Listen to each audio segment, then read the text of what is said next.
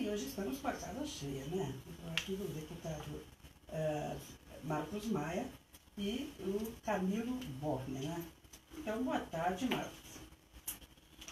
Boa tarde, Mário. Uma satisfação falar contigo, com os nossos queridos radio-ouvintes da Rádio Fátima 87.9, no teu programa aqui, o programa para você, né, que eu tenho certeza tem uma grande audiência aqui na nossa querida Fátima, na cidade de Canoas, né, porque as nossas rádios comunitárias aqui, elas ultrapassam a fronteira dos bairros, né, e acabam, no caso aqui da Fátima, chegando inclusive aqui em Porto Alegre, vai até o Sarandi, até o Maitá, nessa região toda aqui, Niterói, do outro lado aqui da BR-116, Rio Branco, São Luís.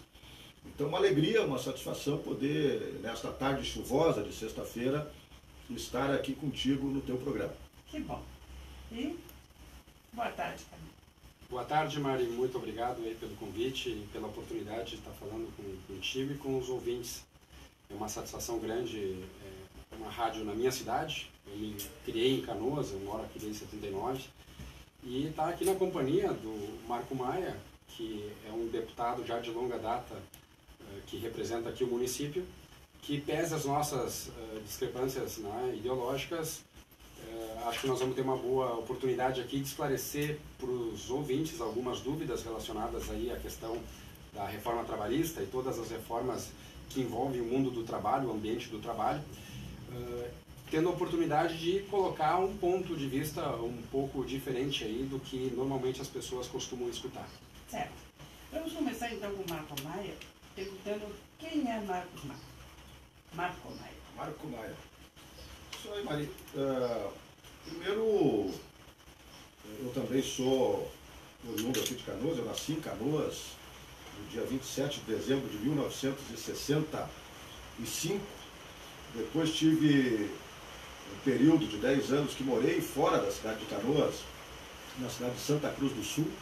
O meu pai era um guarda noturno e foi trabalhar nas empresas de fumo ali em Santa Cruz do Sul e levou a família junto. Então a minha formação e o início da minha adolescência passei ali na cidade de Santa Cruz do Sul, retornando a Canoas em 1981, já então com 15 anos de idade, e desde então moro aqui na cidade de Canoas. Eu sou torneiro mecânico de profissão, fui por muitos anos dirigente do Sindicato dos Metalúrgicos aqui da cidade de Canoas, fui também secretário-geral da Confederação Nacional dos Metalúrgicos, concorri a prefeito da cidade de Canoas, os mais antigos aqui sabem disso, em 1988, a primeira vez, na época, então, com 22 anos de idade, Camilo. E dizer a satisfação, Camilo, estar contigo aqui também, você que faz parte do Partido Novo e se apresenta para a disputa eleitoral, né, deste ano, aí, pela primeira vez. Mas eu fui candidato a prefeito a primeira vez aqui em Canoas em 1988, na época disputando contra Hugo Simões Lagranha, que era, se não me engano, do PDT já à época, tinha saído da arena ali do PDT, do PP, e o outro candidato era o Ivo Lesch, né, que era deputado federal e concorria à prefeitura da cidade aqui de Canoas. Depois, óbvio que não ganhei aquela eleição, concorri depois à prefeitura de Canoas novamente em 2000, né, numa eleição disputadíssima aqui na cidade, onde deixamos de ganhar a eleição por 800 votos naquela oportunidade. E em 2002 disputei uma cadeira como deputado federal, na época fiquei na primeira suplência e assumi o mandato depois em 2005, quando o prefeito Ari Vanazzi foi eleito prefeito da cidade de Canoas, ele era deputado de São Leopoldo, ele era deputado federal naquela oportunidade, e eu a partir de então assumi o mandato de deputado federal. Me reelegi em 2006, né, com 71 mil votos, depois me reelegi de novo em 2010 com 122 mil votos, e me reelegi de novo em 2014, nesta eleição, então, com 133 mil votos. Neste período, como deputado federal, eu tive a oportunidade de ser vice-presidente da Câmara dos Deputados e fui também presidente da Câmara dos Deputados, vice-presidente em 2009 e 2010 e presidente da Câmara dos Deputados em 2011 e 2012. Esta é uma curiosidade que eu sempre conto, até para os nossos radiovintes, para os cidadãos terem a dimensão da importância de um cargo como este de presidente da Câmara dos Deputados. Na história do Parlamento brasileiro, desde que existe a Câmara dos Deputados, apenas 4 gaúchos assumiram a presidência da Câmara dos Deputados. Foi Euclides da Cunha, na década de 50, depois Nelson Marquesan, na década de 70, Ibsen Pinheiro, na década de 80, e eu que assumi em 2011 e 2012. Portanto, em toda a história da República, desde que existe o Parlamento brasileiro, o Congresso Nacional Brasileiro, apenas 4 gaúchos tiveram a honra de assumirem a presidência da Câmara dos Deputados. E para mim foi uma experiência muito gratificante. Nesse período todo pude ajudar muito o nosso Rio Grande em várias obras, vários projetos, várias iniciativas. Também conseguimos pautar no Congresso Nacional inúmeros projetos de interesse da sociedade, dos trabalhadores e trabalhadoras do país. Eu cito aqui a política de valorização do salário mínimo, a PEC que tratou sobre os direitos das empregadas, dos trabalhadores domésticos do país. Nós votamos a periculosidade para os guardas e os vigias noturnos, inclusive uma lei que as entidades sindicais atribuíram o nome dela ao nome do meu pai, a Lei Fernando Maia, já que meu pai era um guarda, era um vigia noturno, trabalhou a sua vida inteira como um guarda noturno. Enfim, nós votamos inúmeros projetos, votamos o projeto que tratava sobre o novo Código Florestal brasileiro, um debate polêmico que nós enfrentamos de forma muito clara, muito objetiva, pela importância que tinha nós estabelecemos as novas regras do tratamento em torno dessa questão do manejo das riquezas minerais e naturais que nós temos no Brasil. Então foi um período bom, onde nós podemos, a partir desta condição de ser presidente, vice-presidente, depois presidente da Câmara, contribuir um pouco para o desenvolvimento do Brasil, para a melhoria da qualidade de vida dos nossos trabalhadores e trabalhadoras, para ações afirmativas, no sentido de garantir direitos, principalmente aos trabalhadores, ao povo mais pobre, mais humilde do nosso Brasil, do nosso país. Então essa é um pouco da minha história. Durante esse período eu tive uma passagem na presidência da Transurb, aqui em Porto Alegre, ainda no primeiro mandato do governo do presidente Lula, e tive também a honra de ser secretário da administração do governo de Olívio Dutra em 2000 e 2001, um pouquinho antes de eu concorrer ali a deputado federal em 2002. Então, um pouco essa é a minha história, a minha trajetória, e tenho muito orgulho, muita honra de ser filho de Canoas, de poder ter ajudado muito aí neste último período no desenvolvimento, no crescimento da cidade, na parceria com o nosso prefeito Jairo Jorge, aqui durante os 8 anos que ele governou aqui a cidade, onde viabilizamos bons projetos para a cidade, boas iniciativas aqui para o município. Então essa é um pouco a minha história, da onde eu venho, da onde eu participei, aonde eu estive atuando neste último período aqui na cidade. Certo. Vamos saber também agora quem é Camilo Volle. Mari, eu nasci em 73, eu nasci em Montevidéu, eu não nasci no Brasil, mas eu cheguei aqui com 9 meses de idade. E, por coincidência, eu acabei chegando justamente em Canoas, em 74, quando meu pai veio para cá. Moramos aqui em 74, 75, logo depois meu pai foi transferido, foi trabalhar na Serra Gaúcha, foi para Caxias, depois foi para Esteio. Em 79, aí ele fixou base de vez aqui, e desde então eu tenho toda a minha vida em Canoas. Eu me criei na Igara. Era um bairro que estava começando na época, Igara 2, e morei na Igara até o ano de 98. Eu fiz todo o ensino fundamental e médio, antigos, primeiro e segundo graus, no La Salle, ali no centro. E fiz toda a minha vida aqui em Canoas, a vida empresarial aqui em Canoas, trabalhei aqui em Canoas. Eu sou engenheiro eletricista de formação, formado na Universidade Federal do Rio Grande do Sul. Eu sou especialista em finanças empresariais. Sou mestre e doutor em administração, também pela URGS. Durante muitos anos eu fui professor de ensino técnico, eu lecionei na Escola Técnica Santo Inácio, curso de eletrônica e curso de informática. Atualmente eu leciono lá numa universidade, eu sou professor universitário, dou aula para o curso de administração, porém a minha vida profissional foi fundamentalmente na condição de empresário. No ano de 96 eu comecei a empreender, em 98 eu abri a minha atual empresa, que é quem me mantém e me sustenta. Faz questão de um mês que a minha empresa fez 20 anos de vida. Atualmente a minha empresa fica dentro do polo de tecnologia da Ubra, e lá eu tenho uma equipe com aproximadamente 30 pessoas, mais 2 sócios, e a gente desenvolve software, né, atua no mercado educacional e de tecnologia. Em 2015 eu nunca tive envolvimento partidário, que isso fique bem claro, mas em 2015 eu, na condição de liberal, do ponto de vista ideológico, eu me identifiquei muito com as ideias do Partido Novo. Eu acompanhei o processo de criação do partido, 2013, 2014, quando 2015 teve a homologação do partido, eu não tive dúvida alguma, eu acabei entrando até pelo cenário político e econômico do Brasil, que pedia, de certa forma, que pessoas que até então tinham ficado de costa para a política precisavam entrar e dar sua contribuição.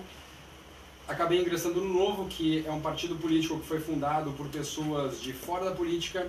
É um partido que não faz uso de dinheiro público, ele considera que o uso do pagador de impostos, né, dos recursos do pagador de impostos, é uma utilização imoral. É um partido que pede claramente a diminuição da intervenção do governo, principalmente na economia, pede de forma aberta a desregulamentação de mercado, privatizações, justamente o oposto do que a gente tem visto, né, nos últimos anos, que pese, sim, que alguns governos, inclusive os governos petistas, por conta das evidências técnicas, administrativas, acabaram fazendo algumas reduções, algumas posições particulares do mercado, mas a gente defende isso ideologicamente. A gente acredita que a ação governamental implica necessariamente em limitar as oportunidades individuais. A gente acha que o governo, o Estado, através do seu governo, ele é um limitador da liberdade. O governo, ele atua de forma coercitiva sobre as pessoas, e quando a gente tem uma ação coercitiva sobre as nossas ações, a gente acaba limitando a possibilidade das pessoas se desenvolverem, de gerarem mais riqueza, de distribuírem riqueza, inclusive, que é justamente o oposto do que a gente quer. Então, uma coisa que eu gostaria até de deixar bem claro, apesar da gente defender uma série de coisas de forma antagônica, o que normalmente aqui no Brasil se defende, principalmente a esquerda, a gente compreende sim, e eu faço questão de mencionar isso, que muitas pessoas que defendem coisas opostas do que a gente, querem sim o bem. Eu não estou aqui para julgar as intenções, né, do deputado Marco Maia.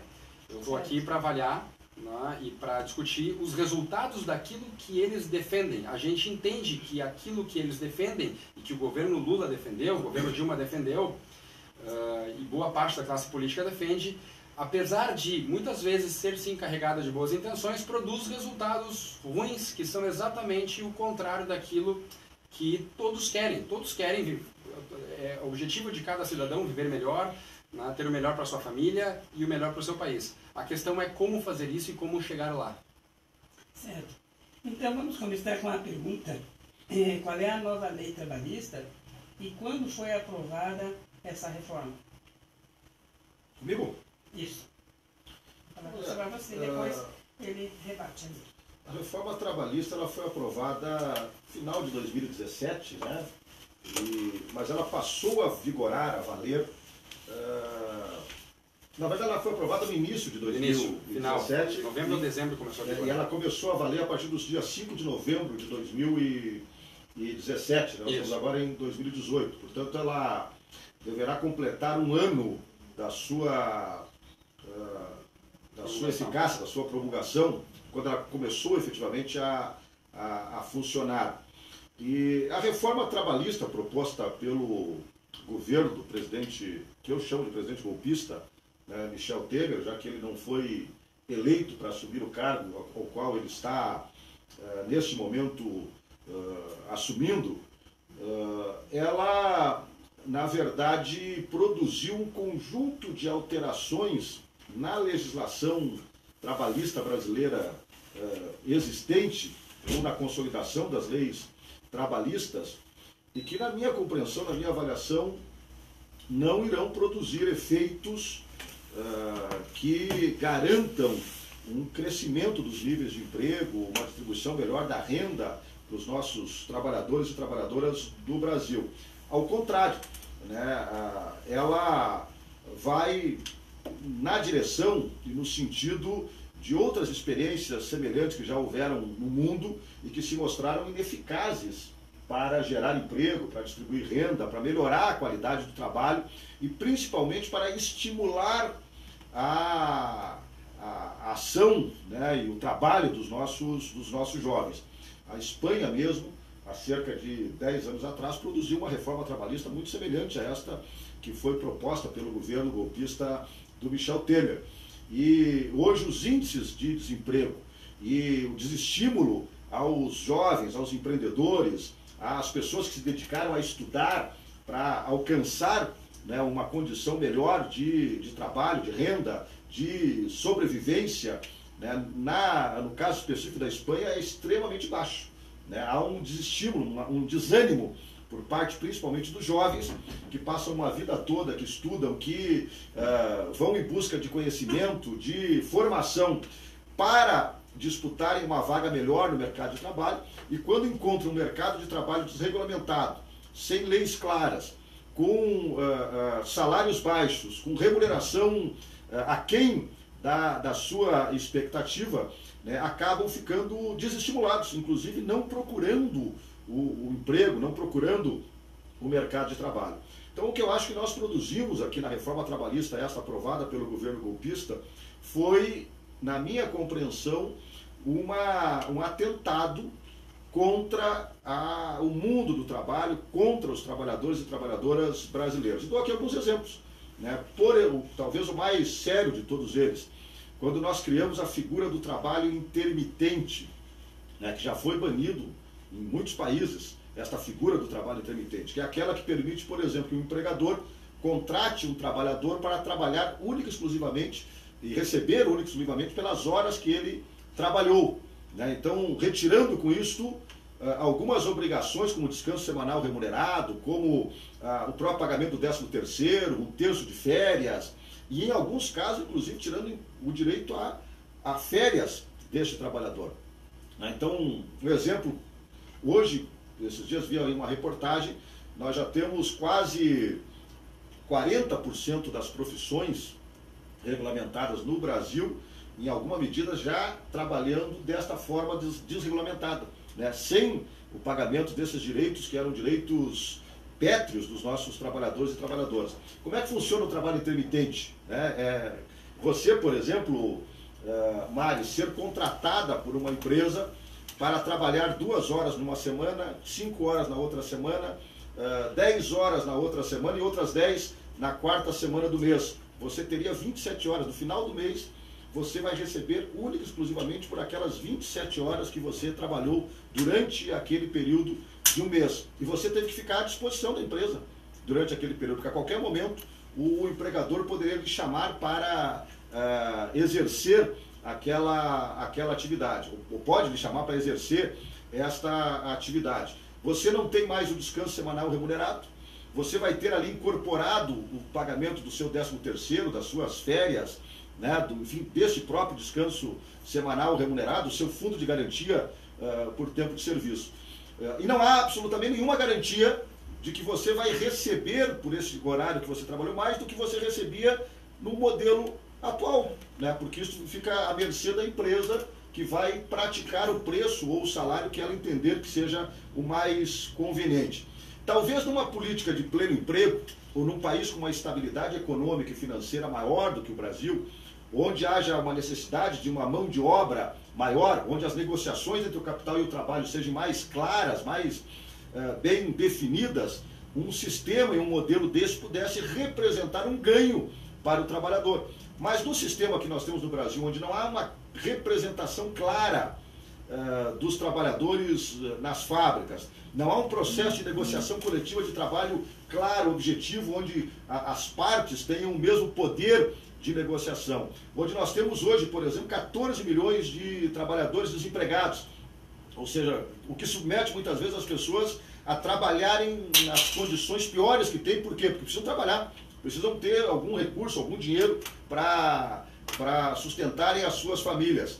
Né? Isto pode levar, né, a nós termos cada vez mais uma informalização do trabalho, uma precarização maior das relações de trabalho no nosso país, aí no Brasil. Então eu dei um exemplo, né, do trabalho intermitente, mas nós poderíamos falar aqui do trabalho das mulheres, né, que antigamente era proibido que as mulheres trabalhassem, as mulheres grávidas ou lactantes que estivessem amamentando não podiam trabalhar mais em locais insalubres. Né? A lei, a reforma também tirou isso da legislação. Hoje as mulheres podem trabalhar, uma mulher grávida, uma mulher lactante, aquilo talvez que o Bolsonaro, aí, essa figura caricata da política brasileira, diz que a mulher que está grávida tem que ganhar menos do que a mulher que não está grávida, ou que as mulheres têm que ganhar menos que os homens. Né? Então esta visão, esta compreensão de não proteção do trabalhador e da trabalhadora, que foi incorporada nesta reforma trabalhista, é, na minha avaliação, um absurdo. Né? Nós andamos na contramão da história, na contramão do que acontece em outros lugares e outros países desenvolvidos no mundo. Mas eu falei 2 termos aqui. Nós temos 117 artigos que foram alterados na legislação trabalhista, e todos eles, na sua grande maioria, não foram para fazer o bem ao trabalhador, foram para fazer maldades com os trabalhadores e trabalhadoras do país. Vou citar um terceiro aqui, paro por aqui, para até para o Camilo poder falar um pouco sobre o assunto, mas diz respeito também à legislação, à Justiça do Trabalho.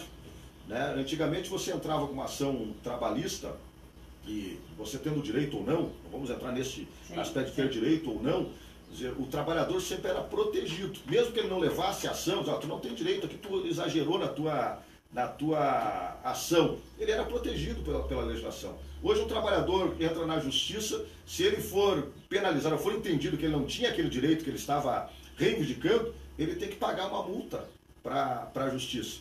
O que isso vai produzir? Vai produzir um receio, um medo do trabalhador de reivindicar o seu direito.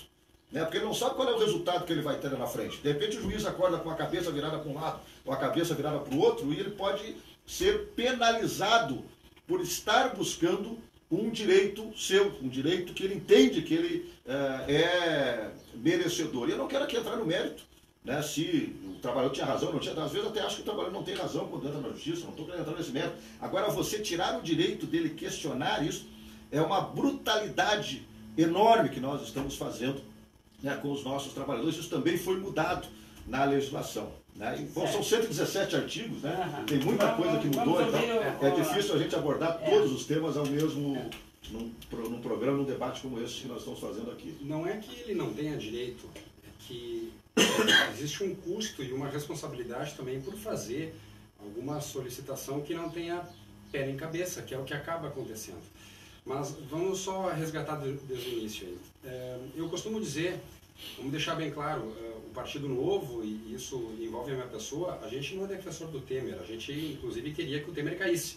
Cabe lembrar que o Temer era vice-presidente da Dilma Rousseff. Por nós não ficava nenhum nem outro, tá? Mas era o que a gente tinha, não tinha muito o que fazer, e que bom que algumas reformas foram encaminhadas. Eu, apesar de não ter o mínimo apreço pelo governo Temer e pela figura do Temer, eu acredito que talvez, se pegar, um dos maiores legados que ele vai deixar vai ser justamente essa micro-reforma trabalhista, que vem no sentido de deixar o mercado brasileiro mais dinâmico.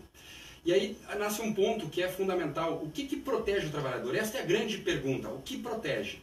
Há uma linha, claramente aqui defendida pelo deputado Marco Maia, que acha que o que protege o trabalhador é um aparato legal, é um conjunto de leis, é uma constituição, é um regramento, uma CLT extremamente minuciosa, que tenta abarcar nos mínimos detalhes todas as possibilidades e combinações que possam, de certa forma, prejudicar uma das partes. Neste caso, o lado do empregado.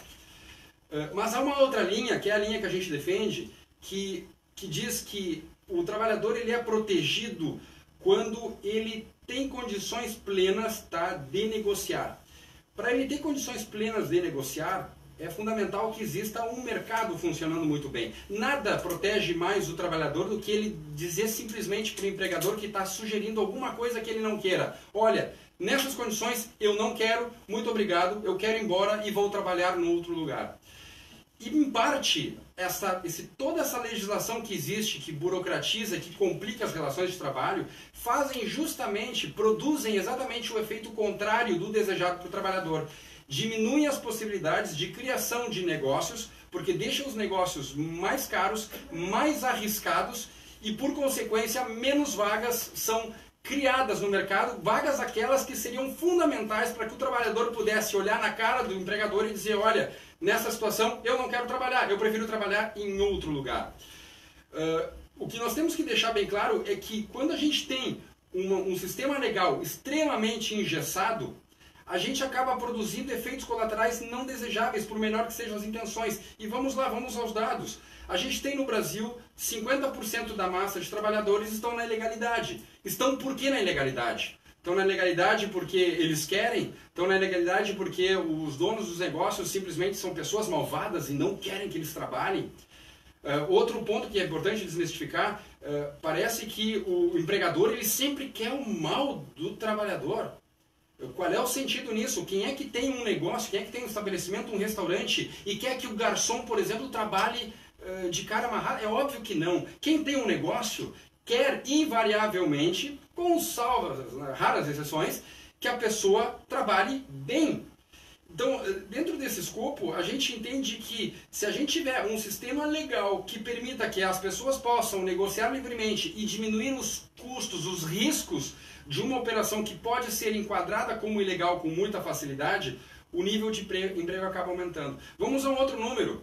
97% das ações trabalhistas no mundo acontecem no Brasil. O número de ações trabalhistas no Japão, nos Estados Unidos, na Inglaterra, Singapura, na própria Espanha, Portugal, são ridículas. As pessoas recorrem à justiça quando claramente houve um desrespeito àquilo que foi contratado. Só que hoje, ou melhor dizendo, pouco antes da reforma, que antes era mais grave a situação, as pessoas acabavam recorrendo à justiça do trabalho porque simplesmente é impossível atender todas as condições e invariavelmente o empregador vai cair numa ilegalidade. E vai cair muitas vezes numa ilegalidade a pedido do próprio empregador, do próprio empregado que faz um pedido explícito para isso porque é vantajoso para ele. Então tem várias questões. Vamos tomar, por exemplo, a lei a questão das férias. A divisão das férias em até 2 vezes, que agora foi em 3. Eu emprego pessoas há 20 anos. E sou empregado também, tá? Vamos deixar isso bem claro. A quantidade de vezes que eu tive um empregado meu pedindo para dividir as férias num outro formato, por conveniência dele, tá? Foram inúmeras. Foi a maior parte das vezes. Aliás, digo mais, por mim, não vale a pena eu fracionar as férias demais. Não vale a pena. Mas para ele vale, só que eu sou obrigado a negar. Sou obrigado a negar porque existe a premissa absurda que o cara que é contratado, ele é um idiota e por consequência ele não tem autonomia para dizer o que é melhor para ele, para poder negociar claramente com o empregador outras condições. Eu sempre conto uma situação que aconteceu há 2 anos comigo, de um empregado meu, 6 anos de casa, ele sempre tirou as férias regularmente e a esposa dele passou num concurso público no litoral. E ele não queria morar no litoral, e até porque se ele fosse morar no litoral, ele ia ganhar metade do que ganhava na minha empresa. Ele queria continuar trabalhando. E aí ele veio falar comigo e disse, Camilo, eu quero continuar na empresa, eu não quero pedir demissão, mas eu não estou aguentando de saudade, eu vejo minha mulher só no sábado e no domingo. Será que eu não posso trabalhar segunda, terça, quarta e quinta e não trabalhar na sexta e diminuir das minhas férias? Proposta dele, pro interesse dele. Qual foi a resposta que eu fui obrigado a dar? Por mais que eu quisesse satisfazê-lo, eu disse, não, eu não posso fazer isso porque é ilegal. Da mesma forma, a minha esposa tem uma pequena loja de roupas. Os funcionários ganham por comissão, são comissionados. E aí no horário do almoço, que é o horário no sábado principalmente, que a loja está bombando, que está todo mundo comprando, e que é o horário que os vendedores mais querem ficar dentro da loja para poder aumentar os seus ganhos e poder ganhar mais, a gente era obrigado a deixar eles 1 hora parados dentro lá do refeitório, porque eles não podiam trabalhar, porque a legislação não deixava. Então, eu entendo a motivação de quem defenda 1 hora, quem defenda as férias, não sei o quê, quem defenda determinadas condições, mas o efeito que acaba se produzindo acaba sendo prejudicial.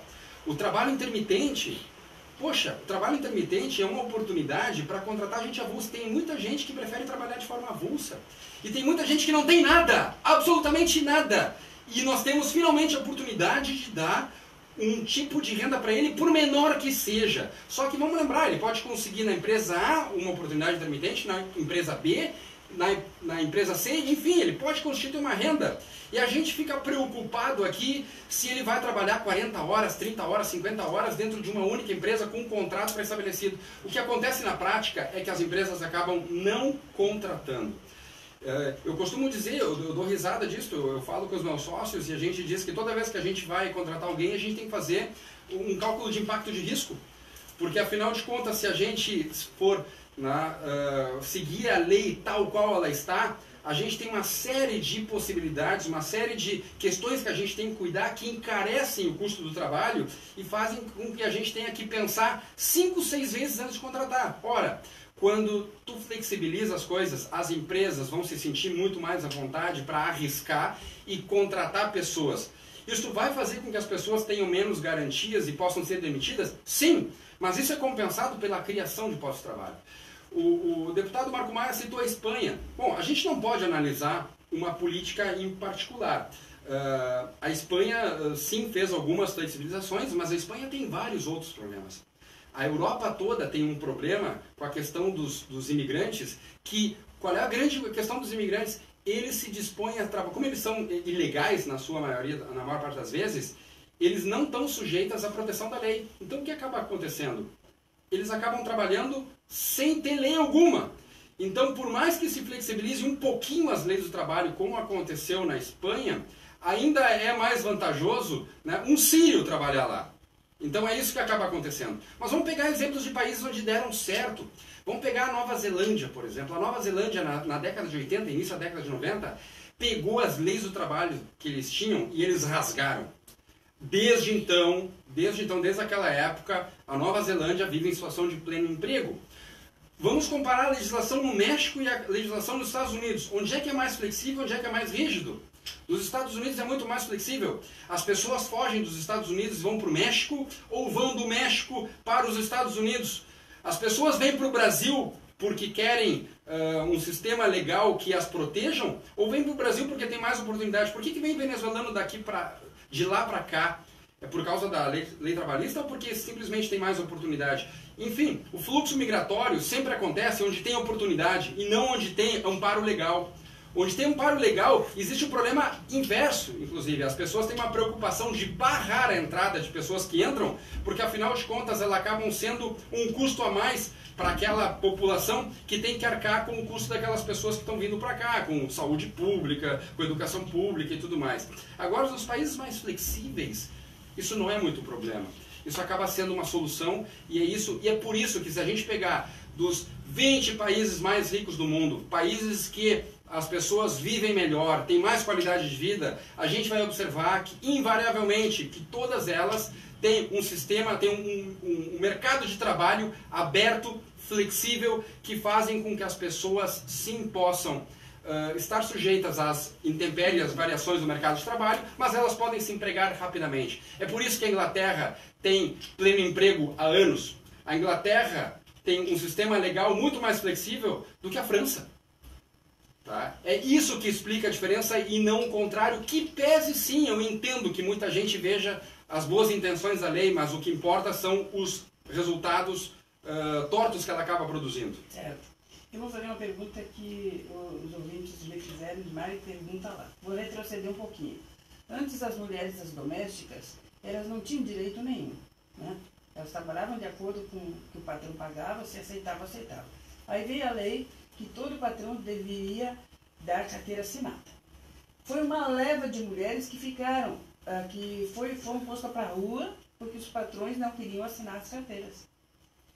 E agora, de novo, com essas novas leis para a empregada doméstica, muitos patrões despediram a empregada e ficaram com a faxineira, a diarista. A diarista. Este é o produto claro. Isso aí, não, as leis, elas protegem e ao mesmo tempo colocam na rua. As leis, tá? As leis. Mas isso não é verdade, Mari.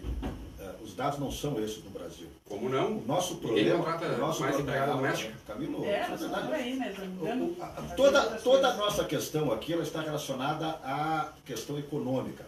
Se o Brasil estivesse sob o governo de Lula e da Dilma, nós estaríamos neste momento com pleno emprego e a condição de negociação de um trabalhador ou de uma trabalhadora com o seu patrão, o seu empregador, ela seria completamente diferente. Mas a Dilma Mas já nós estamos agora vivendo numa situação de desemprego. Nós temos 14 milhões de trabalhadores desempregados no Brasil, que não tem absolutamente nenhuma condição de chegar no Camilo, na empresa do Camilo, e dizer: Camilo, eu quero trabalhar 6 horas por semana só e quero receber tanto para trabalhar essas 6 horas por semana. Mas, Marco, o Camilo vai dizer para esse trabalhador: vá cuidar da sua vida. Eu vou contratar um outro que está aqui na minha porta pedindo emprego para trabalhar por menos do que você está propondo aqui. É disto que nós estamos falando. O tema das empregadas domésticas é um absurdo. Uma empregada doméstica dormir na casa de uma família, passar a sua vida toda lá e quando é demitida, não tem direito a fundo de garantia, não tinha direito a fundo de garantia, não tinha direito à aposentadoria. Muitas dos empregadores não pagavam o INSS. Eu tenho empregada na minha casa, trabalha conosco desde que o meu filho nasceu e nunca deixamos de pagar um direito sequer para ela. Por que uns pagam e os outros não pagam? É porque são maus empregadores. Eles dizem que é muito caro, né? Nós tivemos...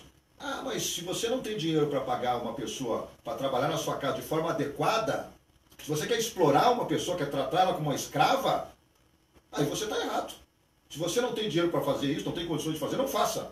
Agora, não pode tratar a pessoa como uma escrava. Agora, claro, como nós estamos vivendo numa situação onde não há emprego, não há crescimento, não há desenvolvimento, não há condições de trabalho adequada, as pessoas se submetem a trabalhar de qualquer jeito, de qualquer forma, de qualquer maneira. E é neste vácuo que a reforma trabalhista foi aprovada. Agora me diga um dado concreto que me diga que depois de um ano da reforma trabalhista que nós temos mais formalidade no Brasil, que nós temos geração de mais emprego, que nós temos aumento da renda dos trabalhadores e trabalhadoras do Brasil. Ao contrário, a renda diminuiu, o emprego diminuiu, a condição de trabalho dos nossos trabalhadores e trabalhadoras diminuiu, aumentou a informalidade. E Camilo, eu escutei você aqui, você falando com toda a calma e com toda a paciência do mundo. Nós não podemos pegar exemplos aqui, por exemplo, a Nova Zelândia. A Nova Zelândia é do tamanho de Canoas, gente. É uma cidade. Tamanho do Rio Grande do Sul. Em área do tamanho do Rio Grande do Sul. Em população, talvez tenha a população. Também Rio Grande do Sul. Exatamente. Então, não tem absolutamente um outro tipo de produção. Nós pegamos a Suécia, pegamos a Noruega, pegamos a Inglaterra. São todos eles países que têm um alto valor agregado naquilo que produzem. A Coreia do Sul, por exemplo, a própria China, são situações completamente diferentes da situação vivida no Brasil. O Brasil é um país que, com o governo do Lula e com o governo da Dilma, começou a ter uma perspectiva nova. Educação, escolas técnicas federais sendo construídas, novas universidades, oportunidade para que o filho do trabalhador pudesse estudar, né? Porque a educação, na minha avaliação, é o centro de tudo isso. Né? Então ali se começou um novo ciclo no Brasil. Algumas regiões com pleno emprego, incentivam os agricultores familiares e a agricultura, recursos para a compra de máquinas e equipamentos. Você que é da área da tecnologia sabe o quanto teve de investimento naquela época para o setor de tecnologia, a possibilidade do cidadão comprar um computador para ter na sua casa, o acesso à internet, estas coisas todas. Isso dá uma nova dinâmica econômica, uma nova dinâmica social e tal, que permite, inclusive, na minha avaliação, num clima desse, até você pensar, olha, podemos criar e construir novas regras de funcionamento do mundo do trabalho, talvez mais flexíveis, né, que nos dê condições de você trabalhar, né, com alguma flexibilidade nas contratações. Agora, não num clima como nós temos hoje no Brasil, de terra arrasada. Eu faria um contraponto aqui, tá? Eu não posso concordar com isso. Eu só gostaria de fazer um contraponto à Nova Zelândia, tá? A Nova Zelândia tem a área do Rio Grande do Sul, tem a população muito semelhante e tem uma matriz de produção muito semelhante ao Rio Grande do Sul. Ao contrário do que muita gente pensa, a Nova Zelândia não é produtora de manufaturados, vive muito da agricultura e da pecuária. Então se assemelha muito ao Rio Grande do Sul e é por isso que eu gosto de utilizar como exemplo, justamente para não escutar contraponto desse tipo que diz que a Nova Zelândia não tem como comparar. Agora vamos lá, tá? Vamos assim como não dá para você comparar, tá? por exemplo, Camilo. Deixa agora terminar. Você não pode comparar o Rio Grande do Sul com São Paulo, por exemplo, que são dois estados completamente diferentes. Agora é minha vez. É evidente que tem diferenças, tá? E da mesma forma que também não dá para analisar dados macroeconômicos, né, sozinhos num curto espaço de tempo. Da mesma forma que a gente pode olhar que a reforma trabalhista não produziu resultados desfavoráveis ou favoráveis, tá? Eu não posso dizer o inverso, porque é pouco tempo e existem outras questões. A crise econômica aqui começou inclusive no governo Dilma. A Dilma foi golpeada ou foi empichada, usem o termo que quiserem, né, já com o Brasil em franca recessão e a Dilma tentando fazer malabarismo para tentar resolver o problema de ordem econômica. Agora, como é que a gente resolve isso? Este é o ponto. Se a gente simplesmente sair da premissa que por decreto, fazendo com que as pessoas sejam obrigadas a pagar um mínimo tanto, ou dando tanto de direitos ou de alguma vantagem que não estava contratada antes, a gente vai estar simplesmente fazendo com que essas pessoas deixem de contratar ou acabe fazendo alguma coisa à beira da lei, às margens da lei. Vamos pegar o caso das trabalhadoras domésticas. Antes já tinha INSS, já tinha o padrão de carteira assinada. Pouca coisa teve. Essencialmente foi o FGTS e algumas regulações em relação à carga horária. O efeito prático foi danoso. Muitas mulheres, inclusive, principalmente mulheres que trabalhavam nessas condições, elas tinham inclusive laço familiar com a pessoa, chegavam a ser a segunda avó dos filhos, né? Faziam questão inclusive de dormir na casa. Para elas seria um problema, elas queriam mais, era só no final de semana ir para a casinha dela, algumas delas morando no interior. Para elas era uma vantagem, para elas era bom. Elas estavam lá, não estavam naquelas condições, entre aspas, elas não estavam naquelas condições porque elas não queriam e porque elas eram subjugadas ou maltratadas. Elas estavam trabalhando naquelas condições porque fazia parte da negociação delas, que elas queriam ganhar mais, é óbvio que queriam ganhar mais, mas também é verdade que quem contrata também gostaria de pagar mais muitas vezes e muitas vezes não pode. Então a gente tem que analisar pelos resultados e não pelo efeito. O efeito prático de toda vez que a gente põe um sistema legal, que muitas vezes não é nem o problema do sistema legal, porque tu tem funcionários que às vezes tu faz um acordo com ele e ele mesmo aceita flexibilizar e não vai ter problema com ele. Porém pode chegar o Ministério do Trabalho e te autuar, porque tu está fazendo alguma coisa errada, pode receber uma denúncia. Enfim, tu tem todo um mecanismo de incentivos inversos que fazem com que o empregador tenha que pensar 5 vezes antes de conceder aquilo que ele muitas vezes está concedendo para o benefício do empregado e não do empregador. Então, o exemplo que a senhora deu foi fantástico. O número de empregadas domésticas caiu de forma abrupta. As pessoas estão preferindo contratar como diarista, porque existem problemas severos aí com questão de carga horária e tudo mais. Né? Então, e tudo acaba sendo assim. Isso acontece não pela lei. Hoje isso acontece porque o mercado de trabalho está diferente, porque a economia está diferente. As pessoas não têm dinheiro para contratar as pessoas. Por quê? Porque não estão ganhando mais. E aí o senhor vai pegar e vai proibir que elas contratem? Não. Eu não estou proibindo que elas contratem, mas aí tu pode negociar o salário. Agora, tu não pagar o INSS, não pagar fundo de garantia e não ter uma jornada de trabalho estabelecida para empregada doméstica, é um absurdo. Mas por quê? Peraí, só um minutinho. Mas por quê? Não, peraí. Porque se a pessoa prefere... Nós já abolimos a escravidão. Mas, Marco, se a pessoa prefere embolsar o dinheiro do FGTS ao invés de entregar para o governo, que remunera a 3% ao ano, isso é roubo. Roubo. Gente, eu quero ouvir de você aqui, Camilo. Eu pago para a pessoa que trabalha comigo lá, quando ela excede a jornada de trabalho dela normal, hora extra. Porque eu acho que ela tem direito a receber hora extra. Perfeito. Ela não é minha escrava, ela não está lá para trabalhar 24 horas por dia. Mas a legislação não está proibindo hora extra. Ela não proíbe. Não proíbe. Não obriga a pagar hora extra, tem que pagar hora extra. Não, mas a legislação não proíbe também. Tem alguns empregadores, alguns cidadãos que não querem pagar os mínimos direitos. Infelizmente, nós vivemos num país que é um país de... Tem pessoas más que não querem pagar os mínimos direitos. Só um momentinho. Claro. Assim, ó. Se a pessoa, tá, é empregada doméstica, surgiu a nova lei, carteira assinada e 13º e uma série de coisas. E ela disse para a patroa, eu não quero nada disso, segue me pagando o que tu me pagava e eu fico aqui, eu estou acostumada, tá bom. Não pode. Mas corre o risco de mais tarde ela entrar na justiça contra essa pessoa que na hora foi boa para ela. Esse é o X da questão, e por isso que as pessoas acabam não contratando. Mas a lei, ela existe para ser cumprida. Sim. Então a lei precisa ser cumprida. Então essa primeira regra básica nós vamos compreender. E a lei existe para quê? Para proteger outra. Porque assim como tem a senhora aquela que passou a vida toda trabalhando naquela família, quer ficar assim, tem o empregador aquele que vai lá, pega a senhora e bota lá, a senhora vai trabalhar aqui 24 horas por dia, dormir no emprego, só vai embora quando eu deixar a senhora aí, o salário que eu vou pagar esse, não vou lhe pagar o futuro. Mas ela não aceita trabalhar, também temos ela isso. vai embora. Ela aceita trabalhar por quê? Porque ela não, tem onde ir trabalhar, não tem trabalho, não tem mas ainda assim, mas se chegou nessa... ela precisa do dinheiro para comer, ela precisa do dinheiro para se alimentar. Mas se chegou nessa situação infeliz... A regra, ela tem que ser cumprida, por quê? Para proteger contra o mau trabalhador, porque tem o mau trabalhador, e proteger contra o mau empregador. Não é para se proteger do Camilo, que é um bom empregador, que paga os salários em dia, que se esforça para pagar os impostos, mas é para proteger daquele empregador que não faz. Nós estamos aqui no programa Para Você, da Mari Martins, na Rádio Fátima, e eu vou deixar uma pergunta que eu gostaria, fugindo um pouquinho dessa para não se acalmar, e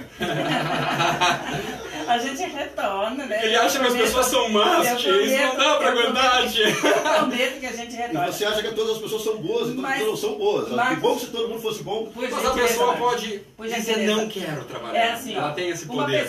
Uma pessoa, tá? Um rapaz, trabalha a vida toda, 25 anos como metalúrgico de uma firma. Tá? A firma vai à falência. Ele entra na justiça, aquele funcionário cativo que vai até com a bicicleta do pneu furado para a firma para chegar na hora, porque perdeu o ônibus. E aí, o que aconteceu com ele? Entrou na justiça. Já faz 4 anos que está tentando ganhar o que deveria ser como despedido na firma, né? Todo o tempo que trabalhou ali com férias vencidas, com prêmios, com uma série de coisas. Por quê? A lei não protege esse trabalhador e fica a firma tentando fazer acordos e ele sai com a metade da metade daquilo ali que trabalhou a vida toda. Ele chega a ter ferro no sangue, né, de trabalhar de metalúrgico, com coisas, periculosidade, uma série de coisas. Tá, vamos lá, tá? Eu queria a opinião de cada um e breve para que a gente possa fazer outra pergunta. Estás num caso extremo onde a empresa quebrou. É evidente que tem uma quebra de contrato e o contrato deve ser cumprido pelo empregador. Isso não tem... ninguém está questionando isso. Né? No entanto, a gente tem um problema de ordem econômica. Eu conheço empresas que quebraram e por conta da circunstância, e muitas vezes elas quebram porque elas tentam ao máximo alongar a vida da empresa e tentar recuperar justamente para manter os empregos que lá estão. Tem muito empresário que faz possível. Tá? É uma firma idônea. E às vezes acontece conjunturas aí, muda simplesmente a questão política cambial, se abre algum mercado que antes estava fechado, ou vem um novo player e a empresa não se preparou, acontece esse tipo de coisa. Isso faz parte do risco empresarial. Acontece, infelizmente, da mesma forma que essa mesma empresa muito provavelmente não honrou dívidas tributárias, não honrou, de repente, financiamento bancário, não aconteceu várias outras coisas. Na lista, tá, na ordem de prioridade do pagamento, os trabalhistas estão em primeiro lugar. Primeiro quem recebe é o trabalhador, depois quem recebe é o governo, e depois quem recebe é o fornecedor. Isso já acontece ao natural. Agora, isso suscita uma outra coisa. A gente precisa fazer com que a justiça esteja atenta ao cumprimento de contratos, e isso é violação de um contrato, e não a um regramento por conta de questões de nuances de tem que ser no máximo tantas horas de trabalho independentemente da negociação, precisa ter tanto tempo de almoço. A gente fica despendendo uma série de recursos, de tempo, de pessoas, de uma estrutura judiciária inteira para pequenas nuances que não são importantes e não ficam focando naquilo que importa. A justiça tem que ser célere para a questão do contrato. E o contrato tem que ser aquilo que está acordado entre as partes. E ponto final, e nesse caso a justiça tem que fazer, tem que ficar assim. Nós voltamos aqui com essa tua pergunta ao debate anterior. Nós temos bons empresários, temos maus empresários. Né? Assim como temos bons trabalhadores, temos maus trabalhadores. A lei ela está aí para quê? Para proteger o empresário do mau trabalhador e o trabalhador do mau empresário. Então, quando você desregulamenta tudo, não tem regra nenhuma, você permite que vire uma zona completa. Né? Porque aí cada um faz do jeito que quer, do jeito que entende que deva fazer, e aí as variações da economia, que em momentos estão na alta e em momentos estão na baixa, elas acabam sendo um fator primordial para garantir a qualidade do trabalho.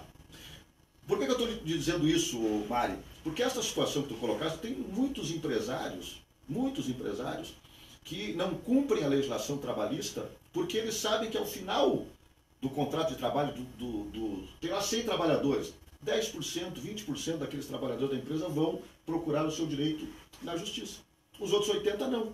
Então ele tem uma vantagem. É preferível ele não pagar um direito, deixar entrar na justiça no final, porque ele sabe que apenas uma parte dos trabalhadores vão buscar os seus direitos na justiça. Muitos empresários atuam desta forma e deste jeito. E agora com a reforma trabalhista vai ser pior ainda. Porque agora está dizendo o seguinte, que se o trabalhador for lá e o juiz entender que ele não tem direito, o trabalhador vai ser multado. Vai ter que pagar ainda ao empregador. Mas aí tudo contra ele, né? O tempo que sai, que leva... Então é tudo contra o trabalhador. É tudo contra o trabalhador. Esse é o problema que nós estamos vivenciando hoje no Brasil. E este caso específico que tu falas aqui, é óbvio que é uma situação extrema de uma empresa que quebrou, né, que perdeu a sua condição de pagar os seus dividendos. Agora, qualquer um de nós... Esse empregador ele não é mau, porque no momento ele é mau, ele é mau empregador, é um mau empregador, é um mau. Deveria chamar os empregados e ele devia ter tomado uma decisão anterior e ter... Só que ele não consegue fazer isso porque é muito caro demitir. Esse é o problema. Agora eu queria entrar... Então ele acaba quebrando e levando todo mundo junto. A partir dessa tua pergunta eu queria entrar num outro debate. O que interessa para o bom empregador? Que o seu trabalhador esteja trabalhando bem, de forma adequada, bem remunerado, que ele seja feliz, aquilo que você disse no início, que o trabalhador esteja feliz no seu local de trabalho. Eu, na minha época de dirigente sindical, você sabe o que nós discutimos na empresa, que era primordial? Garantir que o trabalhador pudesse ter um almoço decente na empresa. Que ele pudesse ter 5 minutos para tomar um café no intervalo entre a sua chegada e a chegada no horário do almoço, 5 minutos de manhã e 5 minutos de tarde. E nem isso os empresários queriam dar, esse direito. Isso nós estamos falando aqui de qualidade do trabalho. A IBM, por exemplo, não exige mais que o seu trabalhador esteja lá dentro da empresa. Né? Ele pode, você que é da área da tecnologia sabe disso, que o trabalhador pode inclusive trabalhar da sua casa. Ele pode trabalhar o horário que ele quiser fazer, o horário que ele quiser trabalhar, óbvio que ele tem um salário garantido no final do mês. Né? O que ele trabalhar mais, o que ele produzir, vai ganhar de acréscimo no seu rendimento e no seu salário. Então nós lutamos a vida toda, Mari, para que o trabalhador pudesse ter no local de trabalho um pouco mais de dignidade. Ele ter um bom refeitório, ele ter um suco para tomar lá na sua refeição, um pedaço de carne, ele poder ter um bom vestiário para trocar a sua roupa, ele poder ter a sua jornada de trabalho estabelecida, né? É óbvio, num momento de crise, e volto a dizer aqui, Camilo, o Brasil é muito grande, né? Portanto, nós temos áreas, setores, nós temos locais de trabalho que são muito diferentes uns dos outros. Você falar de uma indústria e falar de uma empresa de tecnologia é muito diferente. Né? São locais diferentes de trabalho. Mas as regras elas precisam ser iguais para todos para que a gente possa flexibilizar onde acha que pode ser mais flexível. Onde a gente acha que pode ser mais leve o trabalho. Agora, o problema é quando nós queremos flexibilizar para todo mundo. Né? Flexibilizar para todos. Aí é problema. Tem um ponto aqui muito importante. Tá? É claro que o trabalhador quer ter as melhores condições possíveis e o trabalhador e o empregador quer oferecer. Ele quer isso. É óbvio que ele esbarra na questão custo. Mas como é que se faz isso? A gente pode pensar em fazer isso de forma impositiva, através de uma legislação, ou podemos fazer através do próprio mercado. Se há um mercado pujante, um mercado dinâmico, que as empresas são criadas sem dificuldade, não existe barreira para entrada, não existe regulamentação, naturalmente vai aparecer uma determinada empresa do lado da minha que vai oferecer, de repente, um plano de saúde que eu não ofereço, que vai oferecer daqui a pouco um refeitório bom, e isto vai fazer com que eu tenha que elevar o nível de benefícios que eu dou para o meu trabalhador, para o meu empregado, para que ele fique satisfeito. Isto é o que dá efetividade, né, nos direitos, entre aspas, né, que as pessoas têm ao trabalho. Agora tem um outro lado também. O Marco Maia citou um ponto ali de toda a questão de como cobrar benefícios, né, de como proteger as pessoas. E a maldade que tem supostamente por trás de alguns empregadores. Eu já conversei com empregadores que, na análise de pessoas que trabalharam com eles, eram pessoas ruins. E eu já fui perguntar para eles, por que tu faz tal coisa? Né? Por que tu faz isso? E aí uma vez um empregador me disse o seguinte: Camilo, eu sempre fui um cara bonzinho. Eu sempre fiz isso, fiz aquilo, fiz não sei o que, eu dava concessão. E aí um dia um filho da mãe quase me arrebentou, me processou e me ferrou. Hoje eu não dou nem sorriso para os caras. Então essa mesma legislação que visa proteger o trabalhador daquele empresário ruim, ela também acaba produzindo empresários ruins, porque ele está envolto num sistema legal que ferra com ele, que parte da premissa que ele é malvado. Aconteceu uma situação comigo faz uns 3 anos, um funcionário meu estava voltando pela segunda vez na minha empresa, eu contratei ele como estagiário, eu contratei, aí ele recebeu uma proposta para ir trabalhar em outra empresa, aí ele me procurou de volta, veio trabalhar comigo, e depois de 2 anos ele recebeu uma outra proposta para ir embora. E aí ele veio me pedir demissão. Camilo, ele chegou e pediu chorando demissão. Porque ele sabia que eu tinha trazido ele pela segunda vez, ele pediu para voltar, e eu não tem problema, volta. E aí ele disse, não tem como negar. E qual é a proposta que recebeu? Eu recebi tanto. E eu não tinha como cobrir aquela proposta. Eu realmente não tinha. Eu não tinha outra opção a não ser dizer boa sorte. E aí ele me pediu, Camilo, eu tô numa situação aqui onde eu estou comprando minha casa, eu estou casando, eu queria que tu me demitisse. E eu, em respeito a ele, tá, e como forma até de contribuir com tudo, de pagar por parte do que ele fez, porque ele era um excelente funcionário, era um bom líder de equipe, inclusive, eu resolvi demiti-lo para fazer com que ele tivesse acesso aos seus direitos. Como ele tinha mais 1 ano de empresa, tinha que fazer uma homologação no sindicato. Colocaram aquele cara numa saleta no sindicato e ficaram 2 horas enchendo a cabeça dele para que ele me processasse de algum jeito. E ele dizia meio que rindo, não, mas eu estou saindo porque eu quero. Não, mas tu tem os teus direitos, né? Mas eu estou querendo sair. Não, mas veja bem, eles pagaram isso, pagaram, fizeram. Chegou a ser, era um assédio literalmente moral o que estavam fazendo. E aí, para piorar, a minha funcionária do RH levou os documentos, né, para fazer a homologação da demissão, e aí o pessoal do sindicato, né, a atendente ali, foi lá para dentro com os documentos e suprimiu um documento. Voltou e disse assim, não, está faltando documento tal. Desde aquele dia, na minha empresa, toda vez que a gente vai fazer uma homologação em sindicato, a gente leva todos os documentos duplicados. Porque a gente entrega tudo, fazemos assinar, e se a pessoa entra lá para dentro e diz que está faltando alguma coisa, a gente tem uma outra cópia na mão, para eles não nos pegarem no contrapé, porque eles fazem tudo para a gente perder o prazo e a gente se ferrar. Então, esse sistema acaba educando um empregador para ser um desgraçado. Infelizmente, a gente acaba deturpando pessoas boas, porque o sistema legal pressupõe que ele é um sem vergonha e ele acaba tendo que se proteger disso. Então a gente tem um sistema que não é bom para nenhuma das partes. A minha empresa de TI tem 20 anos. Eu nunca tive uma ação trabalhista. Nunca tive uma ação. Também é verdade que é um mercado diferenciado. Mas eu tive que cuidar algumas coisas ao longo do tempo. Eu sempre, por exemplo, demito sem justa causa. Porque demitir no Brasil com justa causa é garantir que tu vai tomar um processo de volta. Tá, em relação à empregada doméstica de novo, que agora estamos mais calmos, é o seguinte, no momento que ela teve carteira assinada, houve como é que se diz?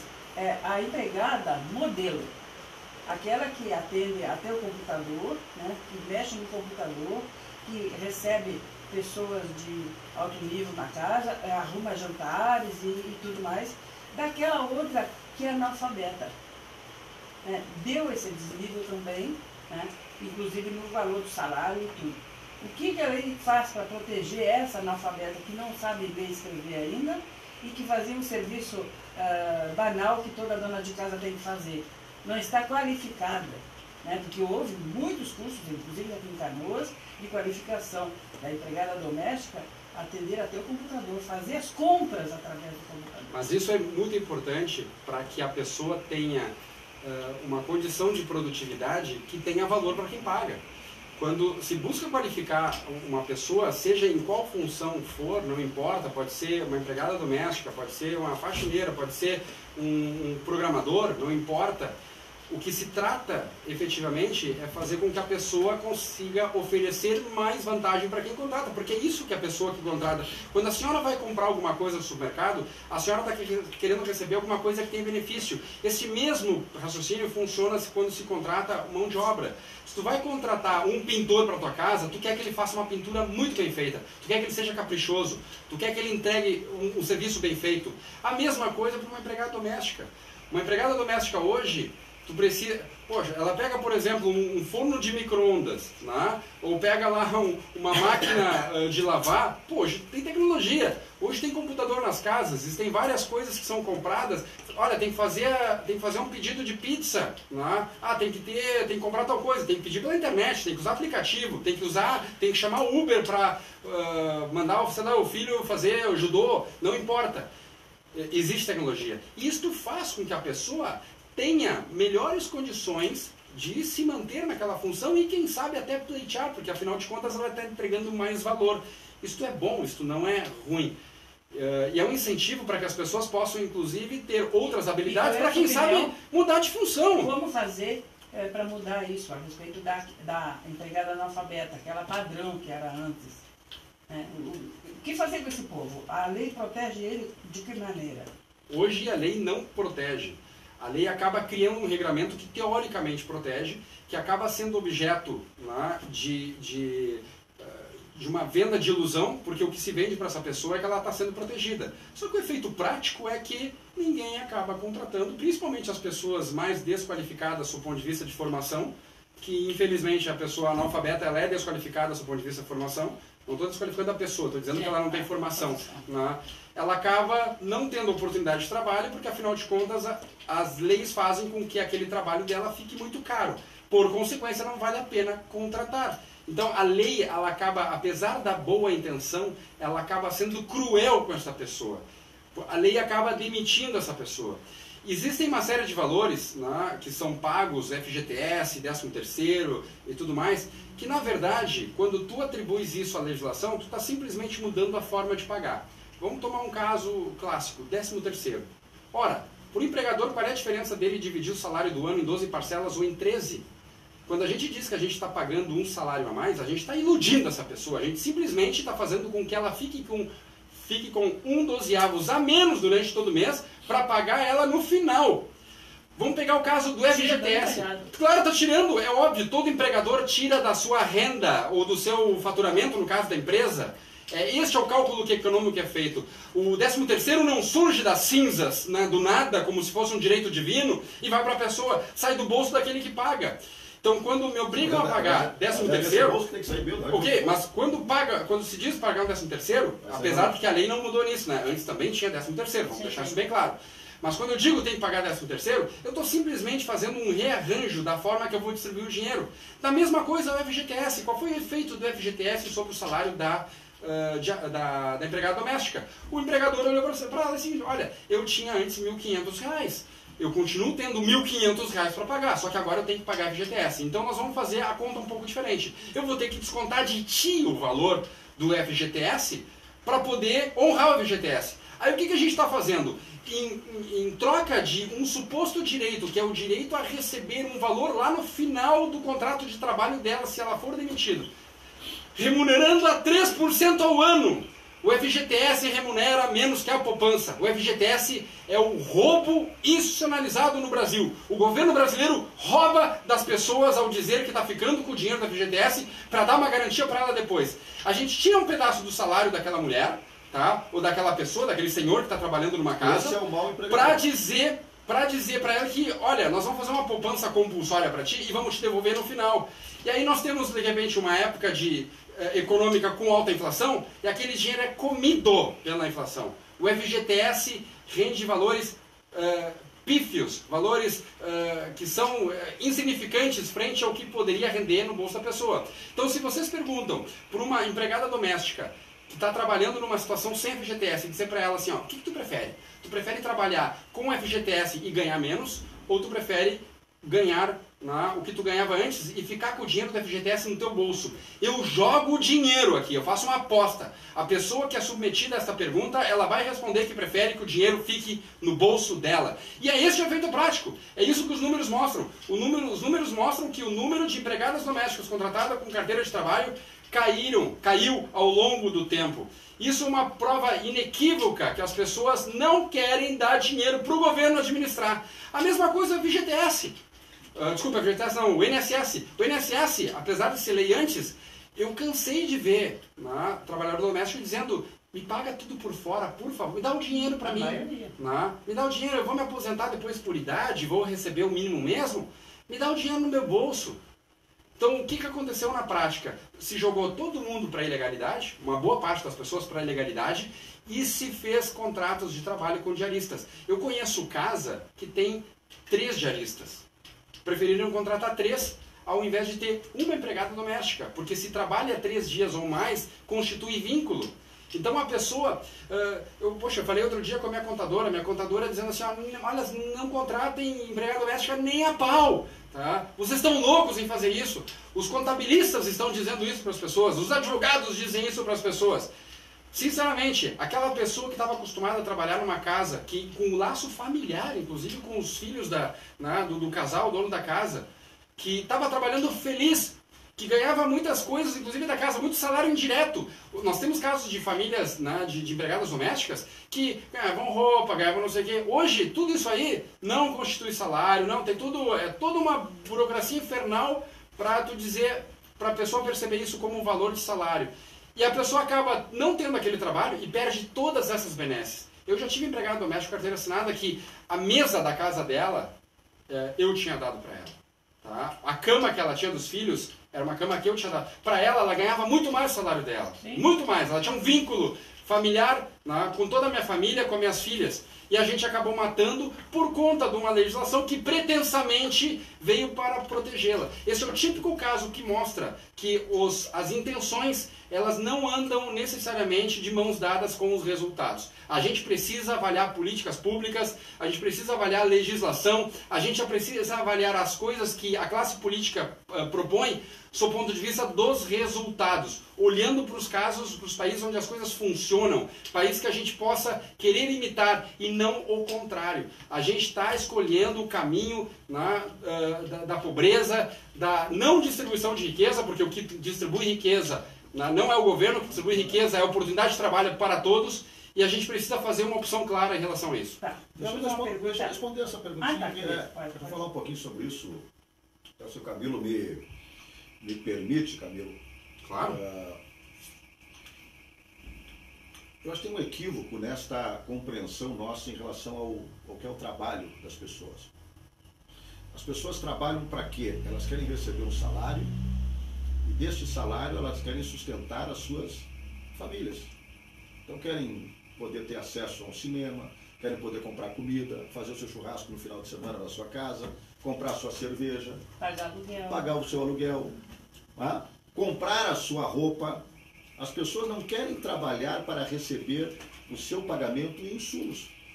Isso acontecia na época da escravidão, né? Que as pessoas trabalhavam pelo prato de comida, trabalhavam pela roupa, trabalhavam pela moradia. Mas isso não é verdade, né? Eu estou falando aqui do conceito. Eu estou falando do conceito. A forma como as pessoas se relacionam no seu dia a dia, no seu cotidiano, ela é completamente diferente, Camila. Eu não quero entrar nesse detalhe, nem nas questões individuais. Eu estou dizendo que eu acho que você é um bom patrão, é um bom empregador. O que eu estou dizendo aqui é que a legislação ela precisa proteger as pessoas para deixar elas de forma igual. Se você é um trabalhador que trabalha, tem uma carteira assinada, recebe o seu salário no final do mês, por que uma trabalhadora doméstica não pode ter os mesmos direitos? Por que um trabalhador, que às vezes são as pessoas mais humildes, porque são as pessoas mais humildes, porque são as mais pobres, então essas têm que ser tratadas como se escravas o fossem? A legislação não pode atingir essas pessoas, elas não podem ter o mesmo direito que tem um trabalhador que trabalha numa indústria, numa fábrica, ou que trabalha na sua empresa, Camilo. Não é verdade isto. As pessoas precisam ter o mesmo direito. Uma trabalhadora doméstica tem que ter o mesmo direito de um trabalhador de uma empresa, de um banco, de um hospital, de uma enfermeira. Este é o caso. Este é o caso. E as empregadas domésticas não tinham o mesmo direito. Por quê?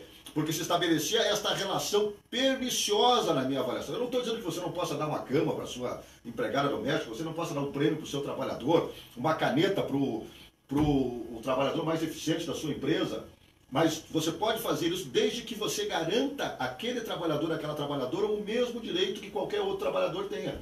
O que acontecia no caso das empregadas domésticas é que se estabelecia um vínculo que não era um vínculo de trabalho. É um vínculo de maternidade, paternidade, paternidade, maternidade, e eu vou dizer, vínculos às vezes de escravas, porque não recebeu. Por que ela não pode ter o direito a ter o seu fundo de garantia e receber no final, quando ela resolver se aposentar ou ir trabalhar, ter lá o seu fundo de garantia? Por que ela não pode? Por que eu não acho que você possa negociar o fundo de garantia, o 13º e as férias com o trabalhador de forma direta? Porque se você puder fazer isso, conhecendo o setor empresarial brasileiro, eles vão incorporar isso no seu bolso e não vão distribuir com o trabalhador. O trabalhador quer isso. Não, o trabalhador quer. Ele é óbvio que se você chegar para qualquer trabalhador e perguntar, o senhor quer ganhar hoje 50 ou quer ganhar 45, não, eu quero ganhar 50. É óbvio, porque nós temos uma sociedade onde os trabalhadores e trabalhadores ganham pouco. Mas se é óbvio, então não é... Os trabalhadores, assim? Eu sei, mas você, então por que você não paga os 50 para ele e não garanta para ele o 13º no final do ano? Porque senão viabiliza o negócio muitas vezes.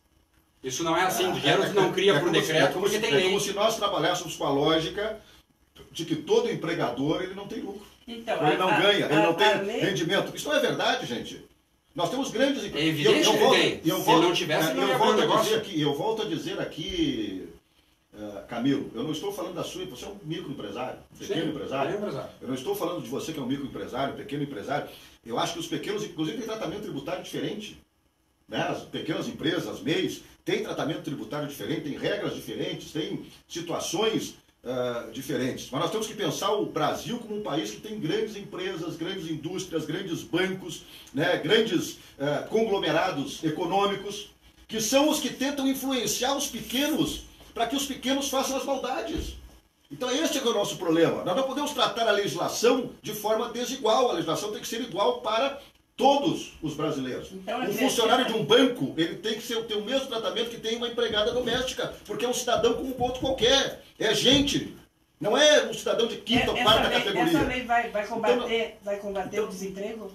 As leis. A lei trabalhista? A lei trabalhista. Olha, não se comprovou isto até agora, e volto a dizer aqui, toda vez que a gente flexibiliza as relações de trabalho, a gente acaba com isso precarizando as relações de trabalho. E volto a dizer, o exemplo da Espanha é um exemplo muito claro, muito concreto. Criou um desestímulo, porque a pessoa estuda, nós estamos aqui com jovens aqui na mesa, aqui nos acompanhando. O cidadão, quando é jovem, ele quer ir para a escola estudar, ele quer fazer uma faculdade, uma universidade, depois ele quer arrumar um emprego, e ele quer, o que ele espera do emprego dele? Que ele tenha um bom salário e um trabalho digno. Ele não espera ter um trabalho indigno e muito menos não ter uma remuneração que seja adequada ao esforço que ele fez para estudar. Então, quando nós flexibilizamos a legislação trabalhista, quando a gente cria regras que são completamente desordenadas, nós estamos desestimulando o trabalho. O meu filho olha para mim e diz, o que vai ser da minha vida?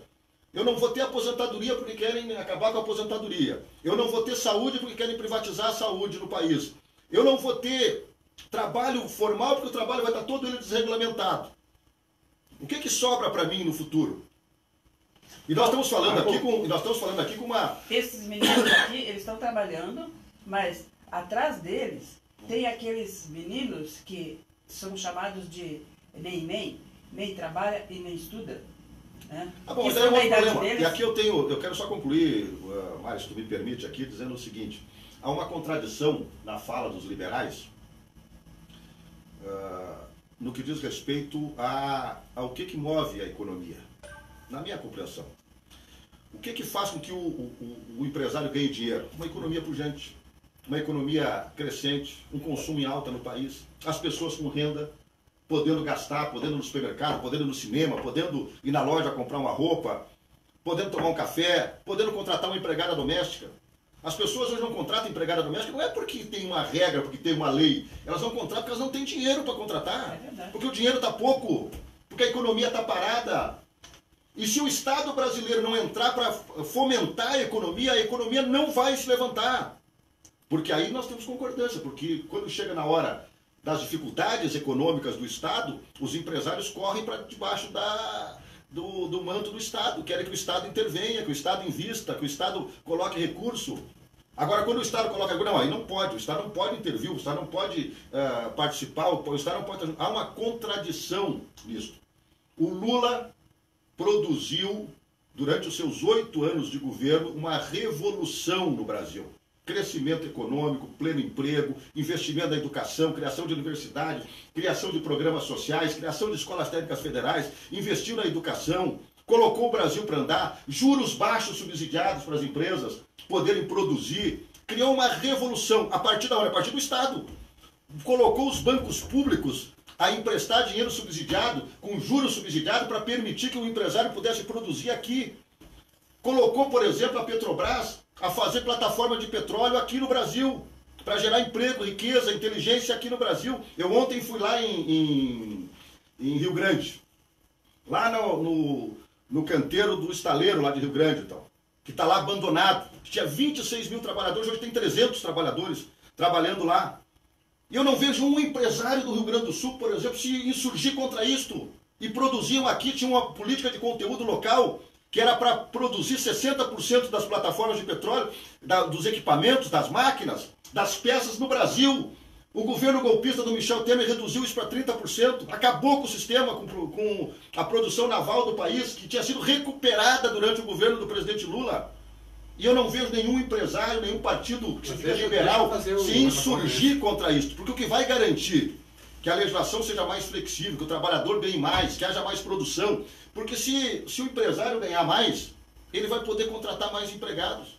Se ele ganhar mais, ele vai poder contratar a empregada dele melhor, vai poder pagar o 13º, pagar o fundo de garantia, pagar o INSS dela de forma adequada. Se ele ganhar mais, ele vai poder investir mais. O que nós estamos vendo hoje no Brasil é que os empresários brasileiros estão apostando no retrocesso. Eles querem que o Brasil continue sendo dominado pelos bancos, pelos americanos, pelas grandes empresas petrolíferas internacionais. É disso que nós estamos falando nesse momento. Deixa eu colocar uma coisa aqui. Primeiro, um ponto de confusão aí. Empresários não são necessariamente liberais. Diria mais ainda, normalmente o grande empresário não costuma ser liberal, porque ele quer defender o seu negócio, enquanto um liberal é pró-mercado. Ele quer, o liberal, ele quer... A maioria dos abrir... empresários brasileiros são liberais. Não são liberais. Eles pedem só aquilo do liberalismo que lhes convém, a outra parte não lhe convém. Vamos deixar isso bem claro. Essa é a contradição. O Novo, por exemplo, pede de forma aberta, pede, por exemplo, a extinção do BNDES, a privatização de bancos públicos. Que é uma contradição. Deixa bem claro que não quer benesse alguma para setor específico.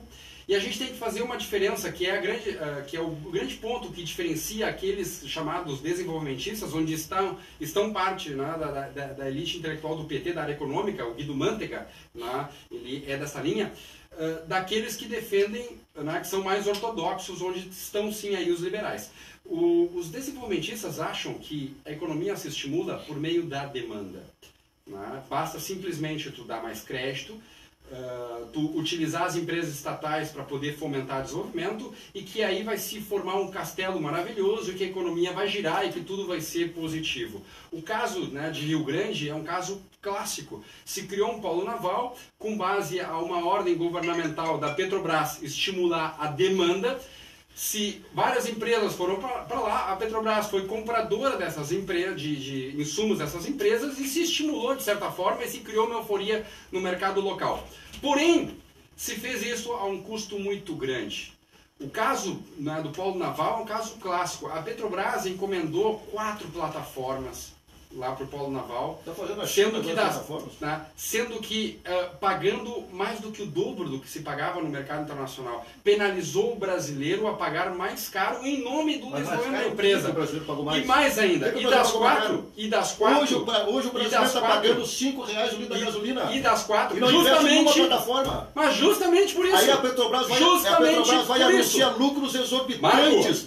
A Petrobras tem, mas a empresa estatal não é para ter lucro. A empresa estatal é para garantir o crescimento e o desenvolvimento do país. Não, a empresa estatal não é para isso. Banco não é para cobrar juros. Empresa não é para isso. Banco não é para cobrar juros. Banco estatal não é para cobrar juros. A empresa é para atender melhor os seus clientes, independentemente de quem forem. Mas o cliente da Petrobras é o povo brasileiro. Não, se fosse assim, eu vou pegar o meu carro, eu vou num posto de gasolina e vou dizer, enche o tanque aí, não vou pagar um centavo. Põe na conta aí que a gasolina é minha. Pagar o preço adequado. Não, preço exorbitante. A irresponsabilidade que fizeram com a Petrobras fez com que chegasse a 5. Então deixe nós governar, porque vocês vão voltar, o povo vai voltar a pagar gasolina barata. A Petrobras vai voltar a construir plataforma duas plataformas de petróleo. Duas plataformas de petróleo recebendo 25% do que pagou. Porque foi irresponsável. O que eu quero dizer com isso é o seguinte, toda vez que o governo acaba se metendo na economia, seja para fazer o bem, e muitas vezes fazendo o mal, o mercado leva isso, a pagar a energia mais cara, a pagar a gasolina mais cara, a pagar o gás mais caro. É isso que o mercado deixa. O mercado livre, onde o Estado não intervém e não coloca a sua patinha. A Dilma Rousseff ganhou a eleição em 2014, a primeira coisa que fez foi liberar o preço da gasolina e da energia elétrica. Foi a primeira coisa que fez. O Levi pedia, pelo amor de Deus, vamos aumentar. O nosso horário está quase chegando no fim. Eu queria assim, convidá-los para um outro dia. Né? Ótimo. Convidados de novo, porque muita coisa ficou pendente. Tá? Eu queria que vocês deixassem a sua mensagem, cada um, em relação ao país, ao desemprego e a essa corrida que vocês estão por um cargo, né? Então, começa aqui com o Márcio Maia. Eu quero primeiro agradecer, Mari, pelo teu espaço aqui na Rádio Fátima e dizer que são bons debates, né, que a população brasileira precisa fazê-la, né, e precisa debater, né, quanto mais o povo estiver fora da política, fora do debate, da discussão sobre os principais temas, mais as decisões serão tomadas sem a presença do povo. E as decisões tomadas sem a presença do povo levam a valorizar e principalmente privilegiar a elite. Aqueles que detêm o poder econômico, que detêm os grandes capitais financeiros internacionais. Se hoje nós sofremos com o tema da Petrobras, é porque nós descobrimos o pré-sal, nós começamos a fazer com que a empresa se transformasse numa referência mundial. E é óbvio que os grandes interesses internacionais, dos americanos, dos ingleses, do Oriente Médio, não permitiriam que isto acontecesse de forma tranquila. Né? O golpe dado na presidenta Dilma foi em função disto. Né? E volto a dizer, não é à toa que depois do golpe nós tivemos reforma trabalhista, nós tivemos congelamento dos gastos públicos por 20 anos, que vai ter impacto na saúde, na educação do futuro. Então quem pensa saúde, quem pensa povo, quem pensa desenvolvimento do país, não pode concordar que façam o que estão fazendo com as universidades hoje, tirando recursos das universidades, fechando escolas técnicas, fechando programas, acabando com o programa Ciência Sem Fronteira, acabando com a ciência do país. Agora há pouco mesmo os reitores das universidades federais reclamaram que se o orçamento do próximo ano for mantido da forma como está, vão acabar todas as bolsas de proeficiência, todos os programas de intercâmbio do país na área da ciência, todos os investimentos na área da ciência. Então nós precisamos discutir isto, né, com profundidade.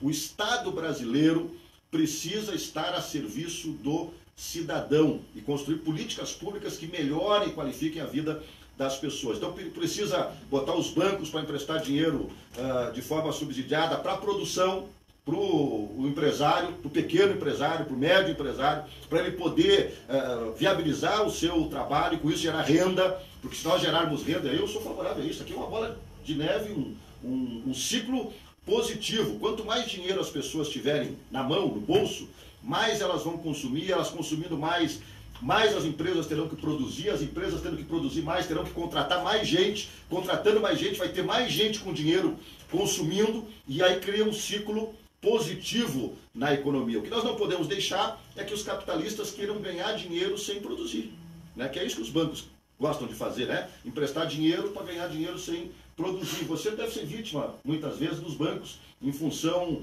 desta realidade. Então eu queria só deixar isso aqui, eu acho que é uma boa oportunidade que o nosso povo tem este ano de discutir, debater com profundidade os temas, né, da política, participar ativamente e votar naqueles que tenham compromisso efetivo com a proteção dos nossos trabalhadores e trabalhadoras, que tenham um compromisso real. Estão falando aí em reforma da Previdência, né? Lá atrás, nós impedimos este ano a votação da reforma da Previdência porque estava chegando a eleição, né? Mas eles querem fazer a reforma da Previdência. E vai se aposentar, 40 milhões de brasileiros perderão o direito de se aposentar se fizerem a reforma da forma como estão propondo. É uma lástima isso. Querem obrigar, por exemplo, os agricultores, as mulheres agricultoras. Eu não gosto de contar essas histórias, mas é importante, Camilo, porque os técnicos que propõem essas coisas, os empresários, às vezes, que defendem essas teses, não vão lá conhecer a realidade. Eu tive agora, há poucos dias, uma propriedade rural na cidade de Centenário, interior do Rio Grande do Sul. Uma senhora de 62 anos de idade, agricultora, que trabalhou a sua vida toda na agricultura, numa condição, você olhava para ela e dizia que tinha 80 anos de idade. Né? Judiada, uma pessoa judiada. Por quê? Porque trabalha de sol a sol. A gente pensa que as pessoas hoje estão na agricultura, estão trabalhando e começaram a trabalhar com 20, 25, 30 anos. Não, a pessoa começou a trabalhar com 8 anos, 9 anos, 7 anos, já ia para a roça, já ia para a produção. Quando chega com 50 anos de idade, já está como se tivesse com 70 anos de idade. Aí vai um burocrata, senta lá e diz, não, a partir de agora, os agricultores só podem, as mulheres agricultoras só podem se aposentar com 65 anos de idade. Ela não chega aos 65 anos de idade em condição de trabalho. Como é que nós podemos dizer que um trabalhador que trabalha numa boca de forno, que trabalha numa empresa metalúrgica, ele vai contribuir 49 anos sem poder falhar um dia para poder ganhar o direito de se aposentar? Então, a reforma da Previdência está aí. Se esse governo golpista ou seus representantes forem eleitos na eleição lá em outubro, nós vamos legitimar esta situação e esta condição, né, que eles querem impor aí aos trabalhadores e trabalhadoras do nosso Brasil. Então, meu recado era este. Né? Agradecer, né, Camilo, aqui o debate acalorado. A gente sabe das tuas opiniões, das opiniões do Novo. Respeitamos as opiniões. Né? Também sou da opinião que vocês não fazem isso por querer o mal, por maldade de alguém, ou por cada um tem a sua opinião, a sua visão. Agora, eu tenho uma convicção comigo. Né? Nós só melhoramos a vida das pessoas se nós formos capazes de colocar dinheiro no bolso, dinheiro na mão das pessoas, para elas poderem comprar, poderem consumir, poderem viver. Né? A gente tirar dinheiro ou desaquecer a economia como um método de governo, econômico, um método econômico, não é eficiente. Já demonstrou, o Brasil já demonstrou que isso não é eficiente. Está aí, nós estamos com 14 milhões de desempregados. Se esses 14 milhões estivessem trabalhando hoje, você estava ganhando dinheiro, o grande empresário estava ganhando dinheiro, o banco estava ganhando dinheiro, as pessoas estavam vivendo bem, as famílias que têm condições de contratar uma empregada estariam contratando uma empregada e pagando bem. As pessoas não fazem isso hoje, por quê? Porque a economia está quebrada, as pessoas não têm dinheiro, não têm perspectiva, o trabalhador não tem perspectiva. As pesquisas qualitativas que nós temos realizado nesse último período aí, que é eleitoral, dão conta do seguinte, Camilo, de que as pessoas estão desesperançosas com o futuro. O pai de família que tinha uma perspectiva de botar o seu filho numa universidade, colocar num ProUni, acessar um FIES, para botar o seu filho para estudar, que é o sonho de todo pai, né, de toda mãe, fazer com que o filho possa estudar para ter uma condição melhor do que ela teve no seu passado. As pessoas estão desesperançosas porque elas não conseguem enxergar uma saída no final do túnel. Então nós precisamos dar esta esperança, reconstruir o Brasil e tal, para que as pessoas possam ter esperança no futuro, esperança na educação, porque a educação é a chave para tudo. Né? A Irlanda, a Coreia, a Inglaterra, a Alemanha, os Estados Unidos, todos esses países conseguiram superar entraves na sua economia porque investiram na educação. Nós aqui estamos caminhando ao contrário. Nós estamos indo de marcha ré nesse momento. Obrigado. Apesar de eu ser professor, eu discordo dessa frase. Tá? É evidente que a educação é muito importante. mas partir da premissa que investir em educação a gente vai melhorar, ou partir da premissa também, como dita pelo deputado, que basta ter dinheiro na mão das pessoas, ora, então vamos fazer o seguinte, vamos mandar o Banco Central imprimir dinheiro e a gente distribui dinheiro e está tudo resolvido, e a gente sabe que isso não dá certo. Basta a gente tributar, então, as pessoas mais ricas em 70%, 80% e distribuir dinheiro. Isto não dá certo. Esta, né, é o cacuete, né, que o desenvolvimentista tem, a esquerda tem, de tentar resolver o problema pelo lado da demanda. A gente tem que resolver o problema pelo lado da oferta. Oferta se estimula através de livre mercado. Os países citados, né, pelo deputado, eles investiram sim em educação, mas antes eles abriram a sua economia. Eles permitiram que se pudesse, empresas fossem criadas, indivíduos pudessem enxergar oportunidades de negócios, pudessem arriscar para então criar oportunidades e, por consequência, por conta das oportunidades criadas, fazer uso, né, da educação para que essas pessoas pudessem ser mais produtivas. Nós, do Novo, a gente entende que o governo precisa focar essencialmente naquilo que é a função típica de Estado. Função típica de Estado é fornecer segurança pública, a gente ter garantia que a gente vai poder sair na rua, poder fazer compras, poder passear com a família. É garantia que a gente possa ter acesso à educação e saúde, principalmente para aqueles que não podem pagar. E o resto, o mercado faz muito bem, obrigado. O deputado Marco Maia colocou aqui como se a crise econômica, né, aconteceu agora por conta do Michel Temer. Um problema que a gente tem na economia, que isso infelizmente é uma dificuldade para as pessoas entenderem, é que as consequências daquilo que são feitas na economia, elas nunca surtem imediatamente. Sempre existe um efeito retardado. Ora, o que aconteceu? O governo Lula assumiu o governo em 2002. 2003, a China saiu às compras, como o PIB chinês disparou. O Brasil nunca vendeu tanta commodity na vida como fez. O Lula pegou um Brasil com uma situação um pouco melhor por conta de privatizações que foram feitas em setores estratégicos que permitiu que o Brasil se desenvolvesse com capital privado. E aí o Lula começou muito bem o governo dele. Quando era o Palocci, né, e tinha o Meirelles do Banco Central, começou muito bem. Pegou exatamente a mesma política, austeridade fiscal, controlava bem o caixa, né, e estava fazendo tudo certo. Quando deu o mensalão e quando deu a denúncia, né, do Palocci, a maionese desandou. O que o Lula fez? Resolveu partir para o populismo com o dinheiro dos outros, com o dinheiro que tinha no governo, aproveitando toda aquela oportunidade de pujança. E aí, o que se fez? Passou a fazer populismo e a gastar dinheiro a rodo e causar, sim, um sentimento de felicidade, né, das coisas estarem acontecendo bem, das pessoas poderem acessar, de repente, crédito barato. Se gerou, sim, um sentimento que fez com que as pessoas dissessem, poxa, a gente está num país que está vivendo. Só que aconteceu o seguinte, veio a crise internacional e o Brasil perdeu a oportunidade de promover mudanças estruturais para que a gente fosse mais competitivo. A Dilma Rousseff assumiu já com a corda no pescoço. As pedaladas fiscais, né, que foi a razão pela qual ela teve um impeachment, aconteceram pela falta de dinheiro, falta de caixa do governo. O governo não conseguia, é só pegar os números para verificar que a quantidade de dinheiro que não era repassado para a Caixa, para honrar FIES, para honrar Minha Casa Minha Vida, subiram de forma astronômica, sem comparação com o próprio governo do Lula. Né? E com o próprio governo do Fernando Henrique. Né? Passou a não ter dinheiro e aí estourou. Quando ganhou a eleição em 2014, né, a primeira medida que ela fez, a primeira medida que ela fez, não, com ela também ia dar problema, com qualquer um ia dar problema, ia estourar qualquer um. Quando ela ganhou a eleição em 2014, antes mesmo de assumir o segundo mandato, ela liberou o preço dos combustíveis e liberou o preço da energia elétrica. Liberou o preço, porque... Não, o preço da gasolina está correto, você acha? Eu acho que tem que liberar sim, só que a gente está com consequência anterior. Mas deixa eu terminar. O preço da energia está correto. Mas isso começou com o governo Dilma Rousseff. O Levi era criticado, inclusive, pelo próprio PT. O ministro da Fazenda era criticado pelo próprio PT, que ele tinha que fazer coisas que não tinha outra alternativa. Ou ele fazia isso, ou ele ia arrebentar de vez com o governo brasileiro, que não tinha como honrar as contas. A Dilma acabou entregando o governo para o Michel Temer, do jeito que a gente conhece, não deixaria no mérito que não foi. Do jeito que está, se eu fosse presidente da República. Como é que é? Deixaria a gasolina do preço que está hoje. Eu faria o seguinte, eu privatizaria a Petrobras amanhã tá? No dia de amanhã abriria para o mercado. Ao abrir para o mercado existe uma coisa chamada concorrência.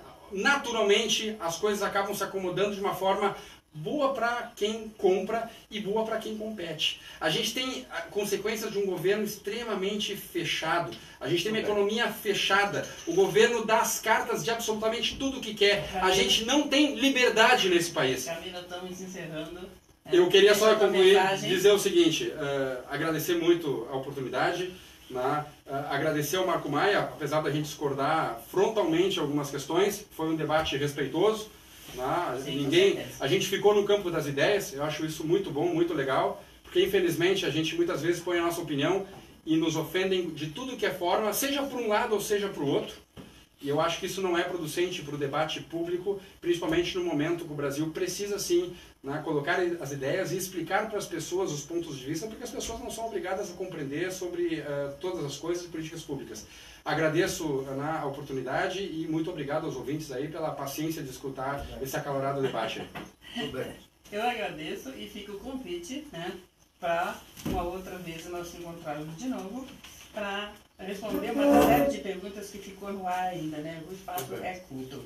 Mas eu agradeço ao Marco Maia, né, a presença, a você, Camilo Borne, também, desejo sorte para todo mundo.